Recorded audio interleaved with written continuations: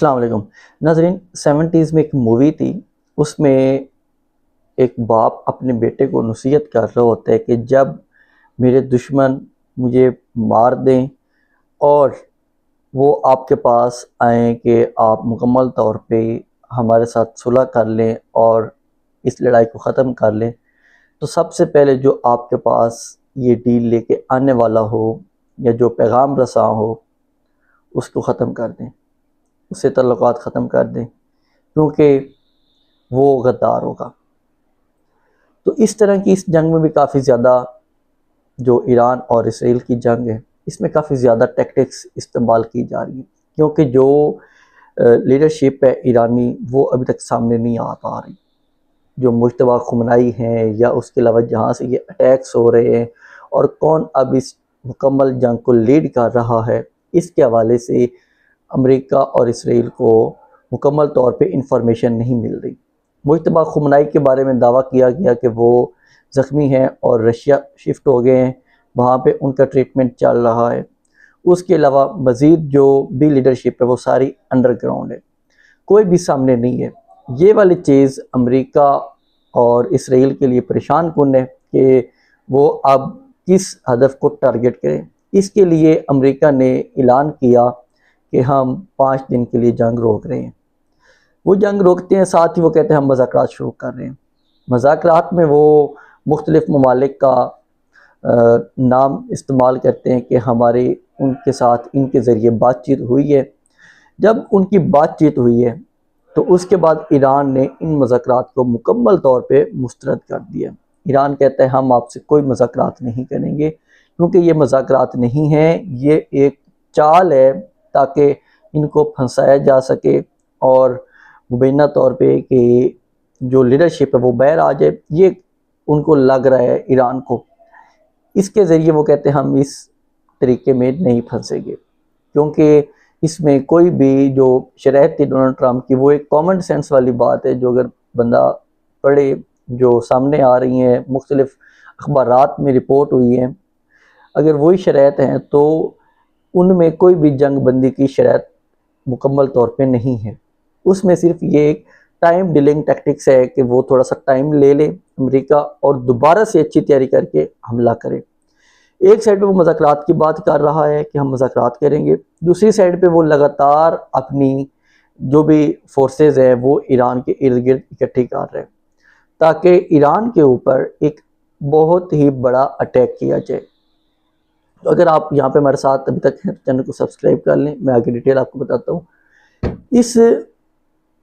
इस जो भी ख़तरात हैं, इसके हवाले से ईरान का जो स्पीकर है वो कहता है कि हम अमेरिका को बड़ी नज़दीक से देख रहे हैं कि वो हमारे मुल्क के इर्द गिर्द जो अपनी फोर्सेस लगा रहा है, और उसमें उन्होंने कहा है कि एक और इलाकाई मुल्क है जो उसकी मदद कर रहे हैं।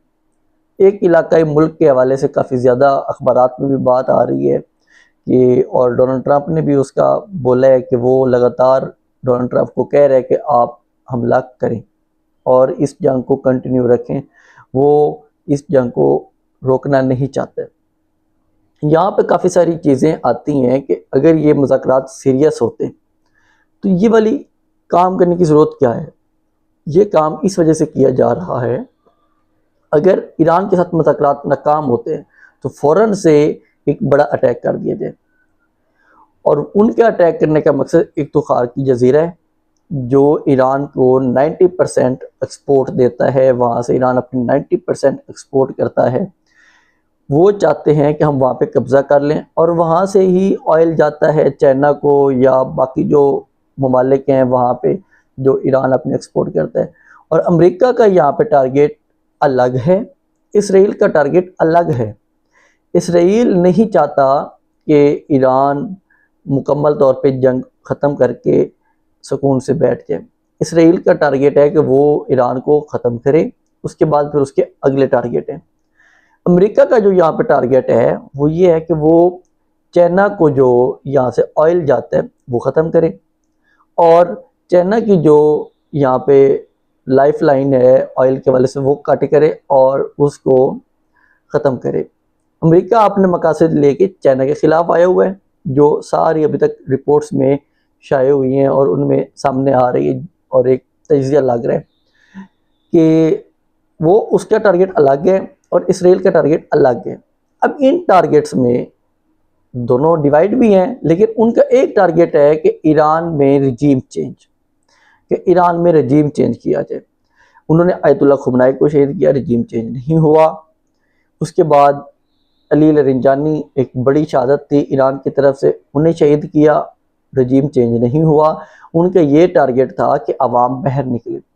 अब एक रिपोर्ट आई है, उसमें यह है कि नेतन्याहू ने ट्रंप को कहा है कि आप दोबारा से अनाउंस करना शुरू करें कि अवाम बाहर निकले, हम उनकी मदद के लिए पहुंच जाएं। लेकिन यहाँ पे ट्रंप ने उन्हें शट अप कॉल दी है कि आप इस बात को बंद रखें, क्योंकि जब अवाम खुद से निकली थी पहले वो सिचुएशन अलग थी।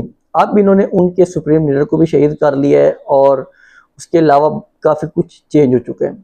अब सिचुएशन और है, अगर जैसे ये स्पीकर उनके कह रहे हैं ईरान के कि ये सारी सिचुएशन है कि ये दोबारा से नज़दीक हो रहे हैं और अपनी कोशिश करने के इरादे में है कि हम एक बड़ा अटैक करें और काफ़ी नुकसान पहुँचाएँ ईरान को, तो यहाँ से खिते में कशीदगी मज़ीद बढ़ेगी, यहाँ से कशीदगी कम नहीं होगी और मुख्तलिफ ममालिक भी अंदर इस जंग में जा सकते हैं। क्योंकि जो अरब ममालिक की या एक इलाकाई ममालिक की बात कर रहा है ईरान, अगर वहाँ से अटैक होते हैं जिसके सबको खदशात हैं कि वो मुल्क काफ़ी ज़्यादा एक्टिव है इस जंग में, कि ईरान को सबक दिया जाए, अगर वो मुल्क एक्टिव होते हैं तो उसके हमसाया ममालिक या उनके जिनके साथ मुआहदे हैं दिफाई तौर पे, वो भी एक्टिव हो सकते हैं। क्योंकि ये ममालिक जो है अरब ममालिक, इन्होंने अपनी खुद से कोई इतनी ज़्यादा फोर्स नहीं बनाई कि हम कोई बड़ी जंग के लिए तैयार हो जाएं। ये अलग किस्म से इन्होंने अपना आपको डिज़ाइन किया है कि हम सिर्फ इमारतें बनाएंगे, अमीर होते जाएंगे, क्योंकि ये सिर्फ जो भी अवाम का पैसा होता है इनके ऊपर बहुत ज़्यादा लगाया जाता है। जो भी ये हुक्मरान हैं, अरब हुक्मरान, इनके ऊपर काफ़ी ज़्यादा इन्वेस्ट किया जाता है, इनकी सिक्योरिटी के ऊपर, इनके शाहाना लाइफस्टाइल है। तो जब इन पे अटैक होगा तो साथ वाले ममालिक को भी अटैक में शामिल होना पड़ेगा। ये चीज़ एक काफ़ी ज़्यादा ख़तरनाक हो जाएगी। अब एक अरब ममालिक ने, 6 अरब ममालिक हैं, उन्होंने एक मुश्तरका बयान जारी किया जिसमें सऊदी अरब, कुवैत, कतर, यूएई, बहरीन और उर्दन, इन ममालिक ने एक मुश्तरका बयान जारी किया है कि ईरान जिन स्लीपर सेल्स को या जो उनकी हिमायत वाले तंजीमें हैं जिसमें ईरान हिमायत करता है, हिज़्बुल्लाह की हिमायत करता है, हमास की हिमायत करता है, और उसके अलावा बाकी जो यमन में कुछ इस तरह के ग्रुप्स हैं उनकी हिमायत करता है, वो कहते हैं कि इनकी हिमायत को बंद करना चाहिए ईरान को, और ये हमारे मुल्कों में लगातार कशीदगी पैदा कर रहे हैं, ये वाले जो भी ग्रुप्स हैं। ये चीज़ जब ये 6 ममालिक कहते हैं, साथ ही वो बात करते हैं इराक़ के बारे में। इराक़ के बारे में वो कहते हैं कि वहाँ पे जो मिलिशिया है उनको भी ख़त्म किया जाए, क्योंकि वो काफ़ी ज़्यादा एक अदम इस्तेकाम पैदा करते हैं हमारे मुल्क में और वहाँ पे वो गलत एक्टिविटीज़ करते हैं। ये ममालिक जो हैं इनके पास अपनी कोई भी बड़ी फ़ौज नहीं है कि जो इनके अटैक रोक सके। ईरान ने हमेशा से अपनी तैयारी की है जंग की, क्योंकि उनकी जंग अमेरिका और इसराइल के साथ हमेशा से है। सिर्फ एक ही मुल्क है ईरान जो अब तक मुस्लिम रवायात की मुकम्मल तौर पे पासदारी कर रहा है। हमारे मुल्क में, पाकिस्तान में, नेतन्याहू की तस्वीर भी टीवी पे चल जाती है, उसके मुकम्मल लाइव जो खिताबात होते हैं वो चल जाते हैं, और उसके अलावा उसकी जो मीटिंग्स होती हैं उसके वाले से तस्वीरें चल जाती हैं हमारे पाकिस्तान की मीडिया पे। पहले ये पॉलिसी नहीं होती थी, पहले इस तरह की पॉलिसी नहीं थी, नेतन्याहू के बारे में किसी को पता ही नहीं होता था पाकिस्तान में, सिर्फ सोशल मीडिया पे या इस तरह की चीज़ों का पता होता था। अब जब से उसकी बातें मेन स्ट्रीम मीडिया पे आनी शुरू हुई हैं तो वहाँ पे इसके बारे में ज़्यादा बात होना शुरू हो गई है। ये एक अलग हमारी तरफ भी एक शिफ्ट आया है, पॉलिसी शिफ्ट हुआ है पाकिस्तान में भी, लेकिन ईरान में ये चीज़ नहीं है। ईरान अब भी सपोर्ट करता है फ़लस्तीन को। पाकिस्तान में जो फ़लस्तीन के हक़ में रैली निकाली जाए, उसके ऊपर क्रैक डाउन होता है, उसको काफ़ी ज़्यादा यहाँ पे टॉर्चर बर्दाश्त करना पड़ता है पाकिस्तान में। तो ये जो चीज़ है कि जो ईरान है वो अभी तक सिर्फ एक ही मुल्क बचा है, बाकी यूएई के अच्छे तल्लुकात हैं इसराइल के साथ। बाकी उर्दन जो है वो तो उसके किरदार तो इंतहाई मशकूक रहे, मशकूक उसके अलावा वो काफ़ी ज़्यादा सपोर्ट भी करता है इसराइल को, उसकी जो एक्टिविटीज़ है, क्योंकि वहाँ पे जो है वो खुद भी डिक्टेटर बैठा हुआ है उर्दन में भी, तो वो सपोर्ट कर रहे हैं। जहाँ पे डिक्टेटर हो या मार्शल लॉ जैसी सूरत हाल हो, ये इन मुल्कों को सूट करती होती है।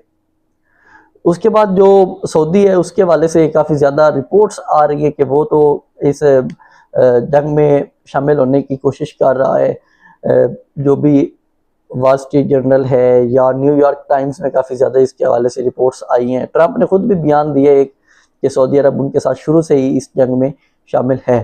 ट्रंप की एक अपनी हिमायती है अमेरिकी रिपब्लिकन, वो कहती है कि ये जो जंग शुरू हुई है, क्योंकि कल एक ब्रीफिंग हुई है इस मुकम्मल जंग के हवाले से, वो कहती है कि हमें तो इस जंग की कुछ समझ नहीं आ रही कि यहाँ पे पॉलिसी क्या है, ये इस जंग के मकासद क्या है।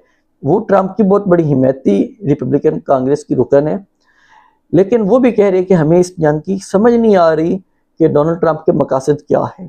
डोनाल्ड ट्रंप सिर्फ गया था वहाँ पे रजीम चेंज करने, क्योंकि पाकिस्तान में तो रजीम चेंज करना इनके लिए काफ़ी आसान है। इमरान खान बार बार कह चुके हैं कि डोनाल्ड रू के ज़रिए एक साइफर आता है रजीम चेंज, लेकिन ईरान में ऐसा नहीं हुआ। उसका मकसद था अमेरिका का कि वहाँ पे हम रजीम चेंज कर लेंगे, लेकिन वहाँ पे नहीं हुई। तो अब वो वहाँ से निकलना भी चाह रहे हैं कि हम किसी तरह इस जंग से निकल भी जाएं। वो उनके लिए लगातार मुश्किल भी पैदा हो रही है कि हम इस जंग से निकलें कैसे। ये सारी चीज़ें बहुत परेशान कर रही हैं अमेरिका को। दूसरी साइड पे जो वाइट हाउस की तर्जबान है कैरोलिन लियोट, उन्होंने कहा है कि जो भी हमारे ईरान के साथ मुज़ाकरात हो रहे हैं उसके वाले से आप गलत बातें ना करें, क्या सराही ना किया करें। उन्होंने सहाफ़ी को कहा है कि मैं आपको खबरदार करती हूँ कि जो भी रिपोर्ट्स हों उसकी तस्दीक कर लिया करें, उसके बाद उसको नशर किया करें। वो कहती है कि मैंने काफ़ी ज़्यादा रिपोर्ट्स देखी हैं, खबरें देखी हैं जो हकीकत पे नहीं है, उनको रिपोर्ट नहीं होना चाहिए था। तो इस तरह की उन्होंने कहा कि रिपोर्ट्स को ख़त्म किया जाए और पहले यहाँ से एक्सप्लेनेशन ले ली जाए और बाद में आप इसको रिपोर्ट किया करें। कासिम खान साहब जो कि पहुँचे हुए थे वहाँ पे अक़वाम मुत्तहिदा की ह्यूमन राइट काउंसिल कमेटी में, उन्होंने कहा कि हम कभी भी सियासी नहीं थे और ना ही हम आप लोगों के सामने पेश होना चाहते थे। हमारी मजबूरी बनी है क्योंकि इमरान खान साहब हमारे वालिद हैं और हम उनके साथ गलत होता हुआ नहीं देख सकते। उनके साथ लगातार गलत हो रहा है जो कि हमारे लिए तकलीफ़ दे है। इस वजह से हम यहाँ पे आपके सामने आए हैं ताकि इमरान खान साहब के लिए आवाज़ उठाई जाए और उनके साथ जो लगातार ज़्यादती हो रही है उसको ख़त्म किया जाए। उन्होंने कहा हमारा कोई शौक़ नहीं है कि हम दुनिया में धक्के खाते फिरें, क्योंकि वो कहते हैं ना हम सियासत में आना चाहते हैं ना हमारा सियासी मकसद है। हम सिर्फ अपने वालिद की सेहत के लिए निकले हैं कि जो उन्हें कैद तन्हाई में रखा गया है और उनके साथ लगातार एक ज़्यादती की जा रही है। उन्होंने कहा हम सिर्फ उनके लिए निकले हैं और वो कहते हैं हम हर फोरम पे जाएंगे, हम हर हद तक जाएंगे जो भी उनके खिलाफ हो रहा है, खान साहब के खिलाफ। अभी उनके खिलाफ एक नया प्रोपेगेंडा भी शुरू कर दिया गया कि उन्होंने जीएसपी जो प्लस स्टेटस है उसके खिलाफ बात की है, लेकिन कासिम खान साहब ने कहा कि हमने ऐसी कोई भी बात नहीं की। एक प्रोपेगेंडा पहले ही शुरू है पाकिस्तान में और मज़ीद भी बढ़ता जाएगा जब जब वो अपने वाले साहब के लिए आवाज़ उठाएंगे, इमरान खान साहब के लिए आवाज़ उठाएंगे। हमें भी आवाज़ उठानी चाहिए इमरान खान साहब के लिए। तो इसके साथ मुझे इजाज़त दें, चैनल को सब्सक्राइब ज़रूर किया करें। अल्लाह हाफ़िज़।